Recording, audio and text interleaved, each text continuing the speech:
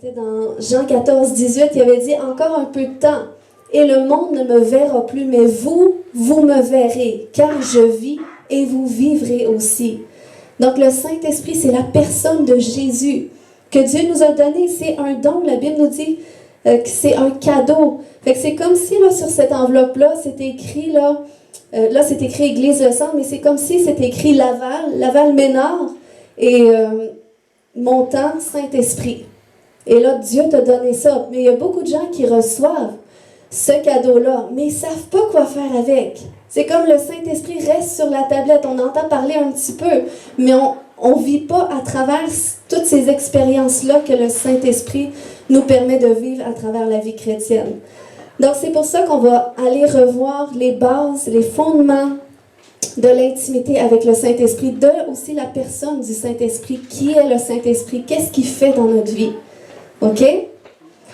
Donc, beaucoup de gens ont expérimenté la nouvelle naissance. Hein? On sait, la nouvelle naissance, ça c'est lorsque tu es rendu à cet endroit où tu reconnais que tu es un pécheur. Tu te repens pour tes péchés, tu acceptes que Jésus est venu sur la terre, qu'il est mort sur la croix pour toi, donc tu le confesses de ta bouche. Et là, qu'est-ce qui se passe? C'est que le Saint-Esprit vient en toi pour te faire naître de nouveau. Puis beaucoup de gens, je suis certaine, vous pouvez l'attester ici, qu'à partir du moment où vous avez donné votre vie à Jésus, comme ça par confession, mais il s'est passé quelque chose en vous.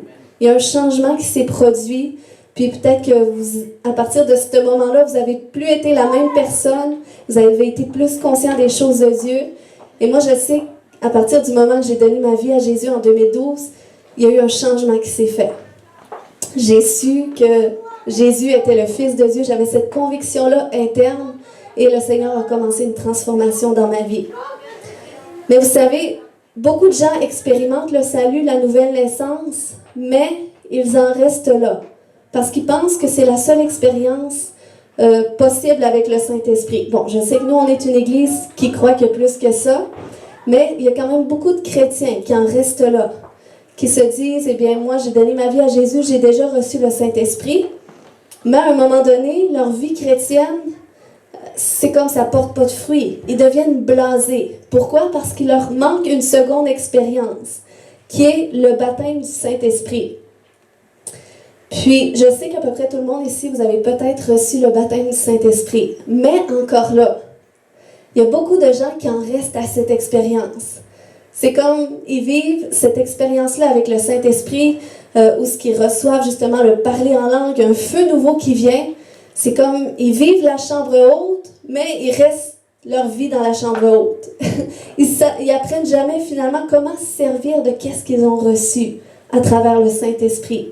Donc c'est pour ça que j'avais vraiment à cœur, je me suis dit, avec le Seigneur, je priais pour l'Église par rapport à qu'est-ce que Dieu veut faire dans notre Église, où est-ce que Dieu veut nous amener, et je crois que le Saint-Esprit, c'est la base. Si on veut porter du fruit, si on veut avoir le succès, eh bien, on doit comprendre comment est-ce qu'on marche avec Dieu, ici-bas. Amen? Amen.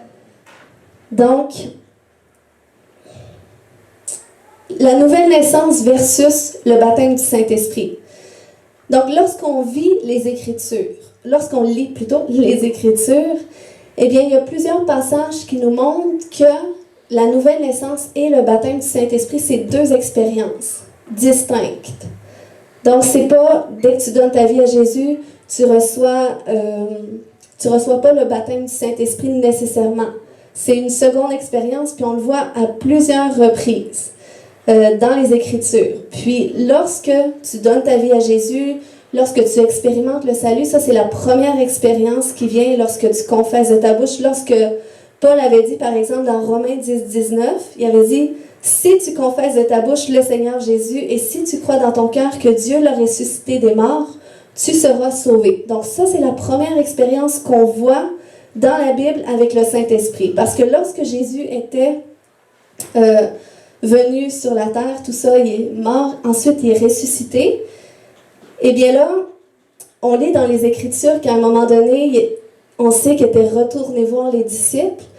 Et là, les disciples étaient émerveillés, ils disaient « Wow, tu sais, Jésus, t'es revenu à la vie, t'es vraiment le Messie, tout ça. » Et là, ils ont confessé le Seigneur, puis On sait que juste Thomas, par exemple, parce qu'il n'était pas là la fois que Jésus était allé les voir, les disciples, Thomas, il n'était pas là, puis là, il avait dit aux disciples, vous avez vu Jésus, mais moi, si je vois pas ses trous dans les mains, son trou dans le côté, puis si je lui touche pas, eh bien, je ne croirai pas. Puis là, on sait que la Bible nous dit que 8 jours plus tard, Jésus est allé aussi se montrer à Thomas. Et là, lorsque Thomas a touché et qu'il a vu, il a dit dans Jean 20, 28, « Mon Seigneur, mon Dieu ». Donc, il a confessé que Jésus, il a reconnu que Jésus était vraiment ressuscité d'entre les morts. Et là, ça nous dit, dans Jean 20, 22, que Jésus, après ces paroles, parce que les disciples avaient aussi un peu plus tôt confessé le Seigneur Jésus, donc qu'est-ce qui s'est passé? C'est que Jésus a soufflé sur eux et il leur a dit, recevez le Saint-Esprit. Donc ça c'est la première expérience avec le Saint-Esprit. Lorsqu'on reconnaît que Jésus est ressuscité, qu'il est mort à la croix pour nous, eh bien là, on reçoit le souffle de Dieu en nous. On reçoit la vie de Dieu en nous. Mais ce n'est pas tout. Après ça, c'est une nécessité pour les croyants de vivre le baptême du Saint-Esprit, qui est la seconde expérience qu'on doit vivre en tant qu'enfant de Dieu avec le Saint-Esprit. Donc, ça nous dit dans Acte 1, au verset 3, qu'après que Jésus eut souffert, il leur apparut vivant et leur donnant en plusieurs preuves, se montrant à eux pendant 40 jours, et parlant des choses qui concernent le royaume de Dieu. Comme il se trouvait avec eux, et là, Jésus avait déjà soufflé sur eux, tout ça. Mais là, il se trouvait avec eux, et ça, c'est les dernières paroles que Jésus a dit. Il leur recommanda de ne pas s'éloigner de Jérusalem, mais d'attendre ce que le Père avait promis. Ce que je vous ai annoncé, leur dit-il, car Jean a baptisé d'eau, mais vous, dans peu de jours, vous serez baptisés du Saint-Esprit. Et là, au verset 8, il a dit, vous recevrez une puissance. Le Saint-Esprit survenant sur vous, et vous serez mes témoins à Métabetchouan, à Alma, au lac Saint-Jean, et jusqu'aux extrémités de la terre. Amen. Amen. Donc, imaginez-vous, mettez-vous dans la peau des disciples, là. Ils ont vu que Jésus, ils l'ont vu meurtri là, à la croix, ils l'ont vu souffrir. Et là, tout d'un coup, Jésus revient à la vie. Là, ils ont cette conviction interne que, wow, c'était vraiment le Fils de Dieu. Jésus, c'est vraiment le Messie. Donc, il devait être excité. Il me semble que c'est excitant. Tu vis tout ça, tu dis, wow, tu sais, quelle grâce Dieu m'a faite de voir tout ça, de vivre tout ça. Mais là, même s'il y avait le meilleur potin à partager, eh bien, Jésus leur a recommandé, il a dit, bougez pas. Il dit, parlez même pas à personne de tout ce que vous avez vu, de tout ce que je vous ai dit, mais restez là, attendez que le Père envoie le cadeau que je vous ai promis, le Saint-Esprit. Donc, imaginez, si les disciples qui étaient mieux placés que quiconque pour témoigner ont dû attendre de recevoir le Saint-Esprit, à combien plus forte raison, nous aussi, nous devons attendre de recevoir le Saint-Esprit. Amen. Donc, maintenant, je veux partager 3 choses que cette seconde expérience avec le Saint-Esprit nous amène. Parce que c'est important. Vous savez, il y a beaucoup de choses dans le royaume de Dieu. Le Seigneur nous a fait tellement de cadeaux. Toutes les promesses qui sont rattachées à Abraham, qu'on a accès aujourd'hui, toutes les promesses inscrites dans Deutéronome 28, les bénédictions. Mais même si Dieu nous a tout donné, même si Jésus a tout accompli à la croix, eh bien, il y a beaucoup de choses qu'on passe à côté. Pourquoi? Parce qu'on n'a pas la compréhension de ces choses-là. Donc, c'est pour ça que c'est important qu'on prenne le temps parfois d'aller revoir les bases de certaines choses. Peut-être que vous dites ce matin, mais moi, je suis au courant de tout ça, ça ne m'apprend rien.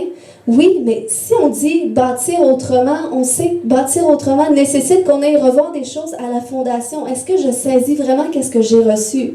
Est-ce que je fais vraiment ce qu'il faut pour le mettre en pratique? Amen. Donc, une des choses que cette seconde expérience avec le Saint-Esprit nous amène, c'est que le Saint-Esprit nous rend aptes à être des témoins véritables. Donc, comme j'avais lu tantôt dans Acte 1, on sait que Jésus avait dit, avant de témoigner, eh bien, attendez de recevoir le Saint-Esprit. Comme je disais, oui, les disciples étaient bien placés pour témoigner de Jésus, pour témoigner de qu'est-ce qu'ils ont vu, qu'est-ce qu'ils ont vécu. Mais, lorsqu'on lit les Écritures, on se rend compte que même s'ils ont été témoins de toutes ces choses-là, jusqu'à la fin, les disciples, ils ne saisissaient même pas tout ce que Jésus leur enseignait. On voit à un certain moment donné qu'avant que Jésus soit livré, il expliquait tout ce qui allait se passer. Jésus leur disait tout. Mais je ne sais pas si vous avez remarqué, lorsqu'on lit les Écritures, souvent les disciples posent des questions à Jésus comme s'ils n'avaient rien écouté. Tu sais, c'est comme Jésus leur expliquait tout ce qui allait se passer, qu'il allait mourir, tout ça, mais qu'il allait revenir. Et là, il avait dit dans Jean 14, 4, 5, il dit « Vous savez où je vais et vous en savez le chemin. » Il disait ça, pourquoi? Parce qu'il l'expliquait aux disciples. Mais regardez, Thomas lui dit « Seigneur, nous ne savons où tu vas, comment nous pouvons-nous en savoir le chemin? » Donc, il ne saisissait pas. Puis, c'est une réalité de beaucoup de croyants dans nos églises aujourd'hui. On prêche la parole, on leur enseigne les Écritures, puis souvent, ça va être les premières personnes qui vont dire « Amen! » Mais ils ne comprennent pas vraiment comment est-ce qu'ils peuvent, comment cette parole-là peut changer leur vie. Ils ne comprennent pas comment est-ce qu'ils peuvent bâtir sur cette parole-là. Donc, c'est parfois difficile, justement, de mettre la parole de Dieu en fondation et de bâtir dessus, parce que si on ne comprend pas les Écritures, on a besoin du Saint-Esprit. C'est pour ça que lorsque tu vis le baptême du Saint-Esprit, il va t'aider à être un témoin véritable. C'est que là où est-ce que tu ne saisissais pas certaines choses, il y a comme une connaissance supérieure qui va venir avec une conviction également. Parce que des gens, c'est comme, ils n'ont pas nécessairement vécu cette expérience avec le Saint-Esprit, puis c'est pas des choses non plus qu'ils vont nécessairement prêcher, mais ça peut être des bons évangélistes. Ils vont se promener, ils vont distribuer des petits pamphlets, puis ils vont parler du Seigneur, ils vont aimer le Seigneur. Mais ça va être avec leur propre force, avec leur propre capacité qu'ils vont essayer d'évangéliser, qu'ils vont essayer de convaincre. Mais nous, en tant qu'êtres humains, on n'a pas le pouvoir de convaincre personne. Mais lorsque tu marches avec le Saint-Esprit, c'est lui, lorsque tu déclares la parole de Dieu, c'est lui qui vient convaincre les cœurs de qu'est-ce que tu viens parler. Donc c'est pour ça que c'est important, c'est une nécessité de vivre le baptême du Saint-Esprit et d'apprendre à vivre notre vie à travers cette expérience. Amen. Donc, c'est ce qui fait aussi que même l'apôtre Paul, c'est intéressant parce que l'apôtre Paul, lorsqu'il s'est converti au Seigneur, il a été baptisé quelque temps après du Saint-Esprit. Et par la suite, on sait que l'apôtre Paul a écrit comme la moitié du Nouveau Testament. Pourtant, l'apôtre Paul n'a même pas marché avec Jésus sur la terre. Il n'a pas été témoin de tout ce que les disciples ont été témoins. Mais parce qu'il a reçu le Saint-Esprit, il était capable de parler le même langage qu'eux, au même titre qu'il aurait marché avec Jésus aussi. Donc, c'est ce qui est extraordinaire.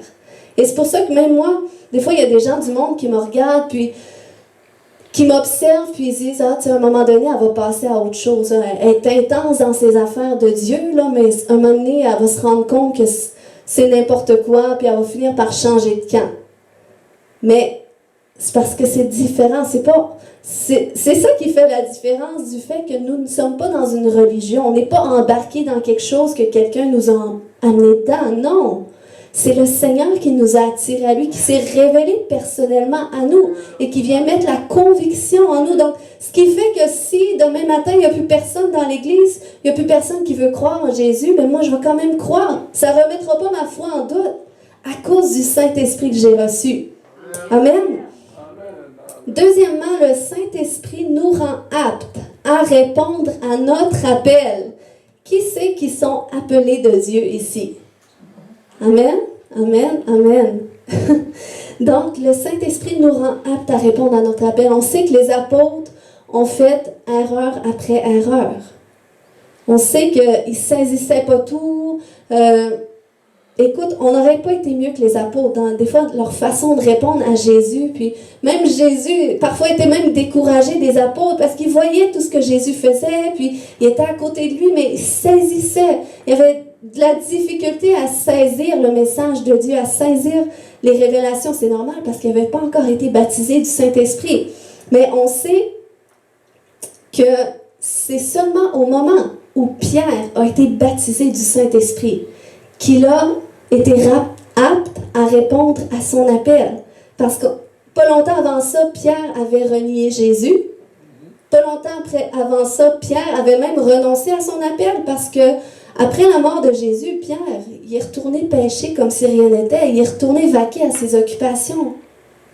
Mais lorsque Jésus est revenu, après sa résurrection, c'est là qu'il est venu lui rappeler son appel. Et après qu'il a reçu le baptême du Saint-Esprit, eh bien, c'est un tout autre homme qui s'est levé, qui a pris la parole avec audace, avec assurance, et a commencé à enseigner les Écritures. Qu'est-ce que la Bible disait, la prophétie de Joël? Puis ça nous dit même que les pharisiens dans Actes 4:13, que lorsqu'ils virent l'assurance de Pierre et de Jean, ils furent étonnés, sachant que c'étaient des hommes du peuple sans instruction. Et ils les reconnurent pour avoir été avec Jésus. Donc, ça, c'est notre Dieu merveilleux. Tu sais, lorsque tu penses que toi, tu ne l'as pas, que toi, tu es quelqu'un qui est plus discret, tu es quelqu'un qui est plus timide, que toi, tu n'as pas trop ce qu'il faut, tu en connais qui sont mieux que toi, tout ça. Et non, lorsque tu reçois le baptême du Saint-Esprit, c'est le Saint-Esprit lui-même qui te rend capable, qui te donne la capacité, qui te donne le zèle, qui te donne l'assurance. Et on a besoin de ça. Moi, je sais que si j'aurais pas le Saint-Esprit, je serais même pas devant vous. Mais gloire à Dieu, le Seigneur, il prend des hommes, des femmes ordinaires et il les rend extraordinaires. Il fait des choses extraordinaires à travers d'eux. Amen. Amen. Donc, c'est pour ça, c'est ce qui se passe lorsqu'on reçoit le baptême. Cette seconde expérience, lorsqu'on lit les Écritures, le mot baptême, c'est le mot dans le grec baptizo. Donc, c'est pas un baptême où on reçoit des petites gouttelettes du Saint-Esprit, là. C'est un baptême d'immersion. C'est comme si tu plongeais dans le Saint-Esprit. Puis, tu sais, quand tu te relèves, soit que tu sors de la piscine, là, puis tu as plongé, eh bien, tu es mouillé de la tête aux pieds. Et ça paraît que tu es mouillé. Mais c'est comme si, lorsque tu vis le baptême du Saint-Esprit, c'est comme si que spirituellement, tu serais constamment mouillé comme ça, trempé du Saint-Esprit. Donc, il est supposé avoir une différence. Vous me suivez? Oui. Amen. Donc, le Saint-Esprit, il déverse sur nous des capacités surnaturelles qui nous permettent d'être plus excellents dans tout ce qu'on fait. Et ça, c'est pas seulement par rapport aux dons de l'Esprit qu'on utilise dans l'Église. C'est pas juste par rapport au surnaturel comme ça, mais c'est par rapport à tout. Le Saint-Esprit vous aide à être plus excellent autant en tant que mari, en tant que femme, en tant que père, mère, en tant que travailleur, en tant qu'étudiant. Le Saint-Esprit nous donne la capacité parce qu'on le sait, même dans l'Ancien Testament, il y avait certains hommes que Dieu choisissait, en qui il déversait son esprit. Et ces hommes-là, ils faisaient d'eux des gens extraordinaires, pleins de sagesse, qui étaient à un niveau supérieur de la société, comme si on pense à Daniel, si on pense à Joseph. Mais depuis que le Saint-Esprit est descendu à la Pentecôte, c'est le cadeau que Dieu a donné à tout homme et femme qui acceptent premièrement de croire en lui, qui passe par le salut et le Saint-Esprit qui rend l'homme excellent, qui le rend apte à répondre à l'appel de Dieu, qui le rend un témoin véritable. Eh bien, il se déverse sur chaque homme et chaque femme. C'est-tu pas merveilleux? Oui. Amen. Et troisièmement, c'est que le Saint-Esprit nous rend aptes à représenter adéquatement le Seigneur. Donc, on a besoin du Saint-Esprit si on veut représenter adéquatement le Seigneur. Je ne sais pas si vous êtes d'accord avec ça, mais ça, c'est dans tout, mais particulièrement, je veux partager par rapport à notre autorité sur l'œuvre de la création. Je sais qu'il y a des gens qui sont plus rationnels, qui ne sont pas trop surnaturels. Il y a des gens qui ne cherchent pas nécessairement le surnaturel. Il y a même des gens qui n'ont jamais cherché le baptême du Saint-Esprit, ça a tombé sur eux, ils ne savent pas pourquoi, puis ils ne vont pas justement vivre les bénéfices de ça. Mais il faut savoir que si Jésus avait dit aux disciples, « Je ne vous laisserai pas orphelins, je vais vous envoyer le Consolateur, je vais continuer de marcher avec vous à travers le Saint-Esprit. » Si Jésus a dit ça aux disciples. Si Jésus a voulu donner ce cadeau-là, c'est parce qu'il savait que ça allait être une nécessité pour la suite. Puis on peut se contenter du salut, de dire, écoute, ben moi, l'important pour moi, c'est d'avoir l'assurance que je suis sauvé. Oui, tu peux dire ça, mais c'est juste que la vie peut être longue à partir du moment que tu es sauvé jusqu'à temps que tu aies trouvé le Seigneur. Il peut avoir un grand laps de temps. Puis, c'est pas parce que tu cherches pas trop le surnaturel, que tu cherches pas trop à savoir si le diable existe, tout ça, ça veut pas dire qu'il t'attaquera pas. Hein? Parce que du moment que tu donnes ta vie à Jésus, vous êtes sûrement capable de le dire aussi, tu deviens une cible du diable. Toi puis ta famille. Donc, tu n'as pas moins d'embûches. Au contraire, des fois, tu en as plus. Mais qu'est-ce qui est extraordinaire? C'est que lorsque tu marches avec le Saint-Esprit, c'est que Dieu te donne toujours la capacité de t'en sortir. Amen. Amen. Le Seigneur va toujours ouvrir une porte pour que tu puisses t'en sortir, pour que sa faveur puisse venir et pour que cette épreuve que tu vis, finalement, soit une opportunité pour manifester sa gloire. Amen. Donc, c'est pour ça qu'on ne doit pas se décourager, quelles que soient les épreuves qu'on vit, hein, parce que le Seigneur va utiliser ces circonstances pour se glorifier dans tout ça. C'est ce qu'il veut faire. Mais si tu ne sais pas qu'il veut le faire, tu peux être malheureux longtemps. Hein? Tu sais, quand Jésus aussi avait dit, vous recevrez une puissance, le Saint-Esprit. Le mot puissance dans la Bible, c'est le mot dynamis. Donc, c'est une force surnaturelle qui vient sur nous. Pensez à l'eau lorsque tu vis le baptême, lorsque tu es trempé dans l'eau. Donc, tu viens tremper par cette puissance, par cette force surnaturelle qui te donne, ça nous dit, force, pouvoir, talent, pouvoir inhérent, pouvoir d'accomplir des miracles, pouvoir moral et excellence de l'âme, pouvoir et influence, pouvoir reposant sur les armées. Amen. Donc, c'est ce que nous recevons. Et c'est pour ça que Jésus, lorsqu'il parlait du Saint-Esprit, lorsqu'il enverrait le Consolateur, si vous voulez lire à la maison dans Jean 14, 15 et 16, ces 3 chapitres-là, Jésus a enseigné comment vaincre l'opposition par la puissance du Saint-Esprit. Et le deuxième point que je veux partager dans ce troisième élément-là, comme de quoi que le Saint-Esprit nous rend aptes à représenter le Seigneur, c'est aussi dans la manifestation des dons spirituels. On sait que Jésus, lorsqu'il est venu, il voulait que les gens le reconnaissent comme le Messie.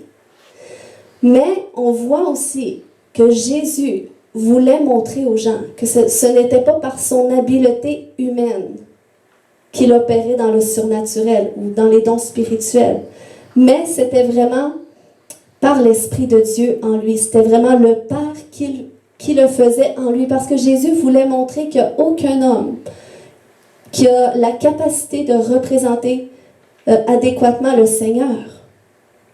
On voit l'exemple dans Jean 2, 23-25, que comme Jésus était à Jérusalem à la Pâque, pendant la fête, plusieurs crurent en son nom, contemplant les miracles qu'il faisait. Mais Jésus lui-même ne se fiait pas à eux parce qu'il connaissait tous les hommes. Donc vous voyez, même si les gens se réjouissaient et croyaient en lui à cause des miracles qu'il faisait, bien, Jésus ne se fiait pas à eux.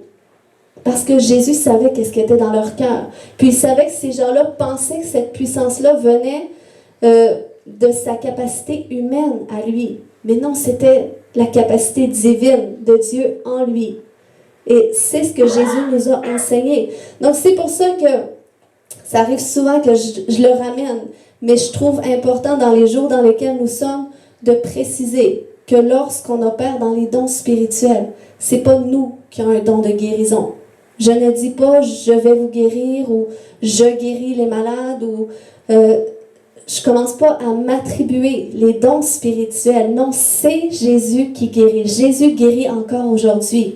Jésus m'a donné ce don, mais c'est par la puissance du Saint-Esprit en moi qui le fait en son nom. Amen. Et ça, c'est très important parce que beaucoup de gens, dans les temps dans lesquels nous sommes, qui font toutes sortes de rituels de guérison, puis qui s'attribuent.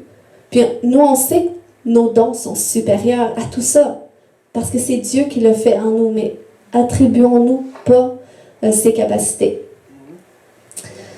Ensuite, on a besoin du Saint-Esprit. Lorsqu'on parle, tout à l'heure je disais, lorsqu'on témoigne, lorsqu'on parle, le Saint-Esprit, il vient pour confirmer. Qu'est-ce qu'on parle? Parler.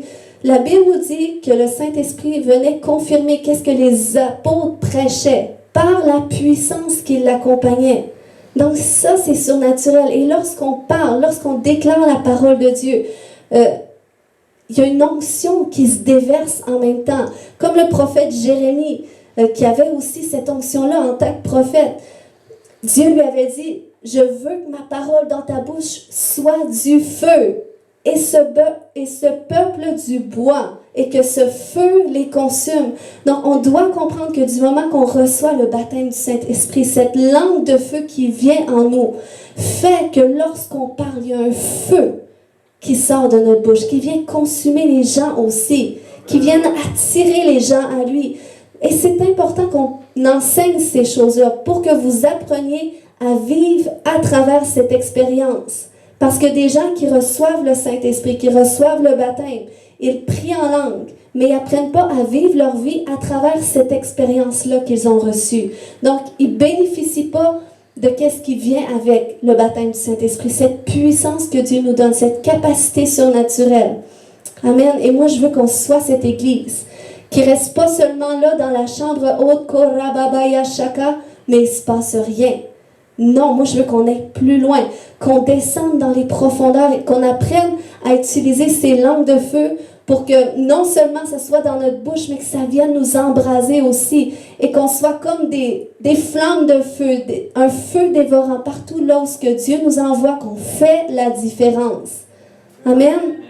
Je crois que c'est ce que Dieu veut faire à travers de nous. On sait qu'à partir du moment où le Saint-Esprit est descendu à la Pentecôte, qu'est-ce qui s'est passé? C'est que 3000 âmes qui se sont convertis. Et ça nous dit même que plus loin, c'est le Saint-Esprit qui ajoutait à l'Église tous ceux qui étaient sauvés. Donc c'est pour ça qu'on doit revenir à la base. Qui est le Saint-Esprit? Comment marcher avec le Saint-Esprit? Comment développer une intimité avec le Saint-Esprit? Parce que le Seigneur veut faire plus. Lorsqu'on était en prière cette semaine, j'avais reçu cette parole dans mon esprit où c'est comme, on prie pour que le Seigneur agisse, on veut voir des miracles, tout ça. Mais c'est comme, j'entendais le Seigneur qui disait, vous n'avez pas assez soif. Il faut que vous ayez plus soif de voir Dieu agir. Et plus qu'on met des attentes sur Dieu, plus qu'on a soif de le voir agir, que ce soit dans nos vies, que ce soit autour de nous, que ce soit même dans notre ville ou dans notre région, plus que tu as soif de Dieu, que tu cherches Dieu, que tu dis, Seigneur, je veux voir ta main à l'œuvre. Seigneur, je veux voir les vies transformées, je veux voir ma famille être sauvée, je veux voir les miracles, je veux voir les malades être guéris, les captifs être délivrés, plus que tu as soif de voir l'action de Dieu à l'œuvre, plus que le Seigneur va le faire parce que c'est son désir. Hein? Moi, je dis merci Seigneur parce que merci Seigneur que les disciples ont vécu l'Église primitive de cette façon-là, avec la puissance du Saint-Esprit qui se manifestait au bout. Parce que si l'Église primitive aurait commencé avec nos églises d'aujourd'hui, je ne suis pas sûre que 2000 ans après, il y en aurait encore. Vous me suivez? Mais c'est à cause de qu'est-ce qui a commencé dans cette chambre haute-là à la Pentecôte, à cause de toute l'œuvre de Jésus. C'est à cause de ça que l'Église continue aujourd'hui. Puis on doit revenir à ces bases-là. On doit revenir à ce feu-là. Et le Seigneur va agir. On pourra dire que le Saint-Esprit ajoute à notre Église de semaine en semaine. Le Saint-Esprit guérit ceux qui sont malades. Amen.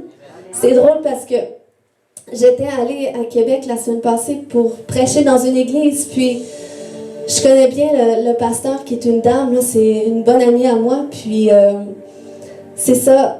C'était la première fois que j'allais prêcher dans son église, puis je lui demande, est-ce que tu as des recommandations? Tu sais, c'est toujours important de se soumettre à l'autorité chez qui on va, puis je trouvais ça super correct, tu sais, puis tu sais, je lui demande, est-ce que c'est correct si je prie en langue, tout ça, parce que je sais qu'il y a des églises qui sont pas à l'aise, puis la seule chose, parce que je prie pour les captifs, pour qu'ils soient délivrés, donc la seule chose, elle me dit, je préfère que tu fasses pas de délivrance, tu sais, dans mon église, parce que là, il y a des nouveaux, tout ça. Puis j'ai dit, OK, j'ai dit, il n'y a pas de problème. Puis ça me dérangeait pas, je me soumettais à son autorité. Mais en tout cas, je sais pas si c'est parce qu'elle me présentait tellement comme si j'étais une grande femme, que je sais pas si c'est ça qui a mis une soif sur les gens de juste, je sais pas, de recevoir de Dieu. Mais je sais que, bon, on voulait que je donne des paroles prophétiques aux gens, puis à la fin, quand j'ai commencé à prier, il y a une jeune dame que je voyais comme le feu du Saint-Esprit qui tombait sur elle. J'ai dit, je veux prier pour toi. Et là, elle s'avance devant, et au moment où je commence à prier, j'ai rien fait, j'ai juste commencé à prier. Il y a des démons qui ont commencé à se manifester. Puis là, je regarde le pasteur, là, je dis, ben là, je fais quoi? Tu voulais pas que je fasse de délivrance? C'est pas de ma faute. Fait que là, elle dit, ben là, elle dit, vas-y. Fait que là, je redonne aux esprits qui partent, tout ça. Puis c'était simple, ça coulait. C'était pas genre pendant 15 minutes, c'était pendant 2 minutes. Puis là, l'autre personne qui s'avance pour de la prière, les démons commencent à se manifester. Je faisais rien, je vous dis. Mais ça, c'est là, tu peux attester dans ces moments-là, parce qu'il y a des temps où on doit forcer, tu sais, l'onction du Saint-Esprit, qu'on doit dire, Seigneur, je veux te voir agir. Puis des fois, c'est long entre la manifestation du Seigneur puis la manifestation de ton désir. Mais là, c'est comme je faisais rien, puis tout de suite, c'est le Seigneur qui le faisait. Et là, en tout cas, finalement, elle m'a pardonné, mais elle a vu en même temps que, tu sais, des fois, on veut faire les choses d'une certaine façon, mais si le Seigneur a voulu, cette journée-là, guérir cette personne-là, délivrer cette personne-là, on est qui pour dire, ben, on veut pas? Puis des fois, les non-croyants ont besoin de ces signes-là. Les signes servent aussi pour la conversion des non-croyants. Lorsque le Saint-Esprit est descendu dans la chambre haute, oui, on sait qu'il y avait de l'air de des fous, Korababaya Shaka, mais ça l'a amené à la conversion de 3000 âmes. Le Saint-Esprit a fait du bruit. Et le Seigneur, il veut faire du bruit lorsqu'il vient. Même si, oui, des fois, une délivrance, c'est pas ce qu'il y a de plus beau. Quand tu vois les démons se manifester. Mais des fois, il y a des gens qui ont besoin de voir ça pour que le Seigneur vienne les convaincre qu'il est réel, qu'il agit vraiment. Amen. Donc, on est une église qui va voir le Seigneur agir. Et si je vous partage ça, c'est aussi pour que vous puissiez prier pour ces choses-là. Que vous puissiez avoir soif de ça. Parce que tantôt, on va envoyer des gens de notre église prêcher dans les rues. Et le Seigneur va vous utiliser pour guérir des malades, délivrer des captifs aussi. Donc, c'est important qu'à l'église, on apprenne comment faire ces choses-là. Comment vivre à travers notre expérience du baptême du Saint-Esprit. Comment marcher dans les dons spirituels. Amen. Est-ce que ça vous donne soif ce matin? Est-ce qu'on peut se lever et prier tout le monde ensemble? Amen. Alléluia. Merci Jésus. Merci Jésus pour ta présence qui est parmi nous. Merci Saint-Esprit. Alléluia Jésus. Je pense que je l'avais déjà partagé, mais il y a une parole que le Seigneur m'avait donnée en ce début d'année. Puis je sais que c'est pour tous les chrétiens dans notre pays, en tout cas du moins dans notre province, qu'il y a beaucoup de gens de la génération des milléniaux qui ne suivent pas le Seigneur. Pourtant, il y a beaucoup de ces enfants-là qui ont grandi dans l'Église. Mais aujourd'hui, ils ne veulent rien savoir du Seigneur. Pourquoi? Parce qu'ils ont été tannés de la religion. Et pas seulement catholique, mais aussi dans notre monde évangélique. Trop de doctrines sans l'action du Saint-Esprit. Ça tue les gens. Mais là, le Seigneur va faire un revirement. Et ça va commencer dans notre Église. Ça va commencer dans votre vie. Ça va commencer dans les églises actuelles. Amen. Où le Seigneur va faire un revirement. Et pas par des meilleurs enseignements, mais par l'action du Saint-Esprit. Et ça va venir ramener tous ces enfants-là qui finalement, oui, ils veulent rien savoir de la religion, mais le Seigneur va mettre en eux ce désir de connaître la vérité. Parce qu'ils se rendent compte que finalement, ils sont vides à l'intérieur.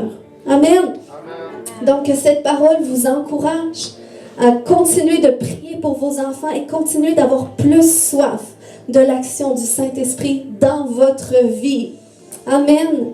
Alléluia. Merci Saint-Esprit pour ta parole ce matin.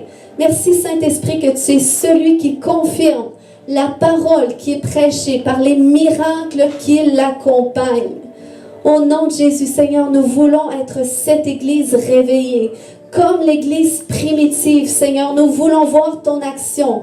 opérer dans notre vie personnelle. On ne veut pas te mettre dans une boîte, mais aide-nous, Saint-Esprit. Est-ce que tout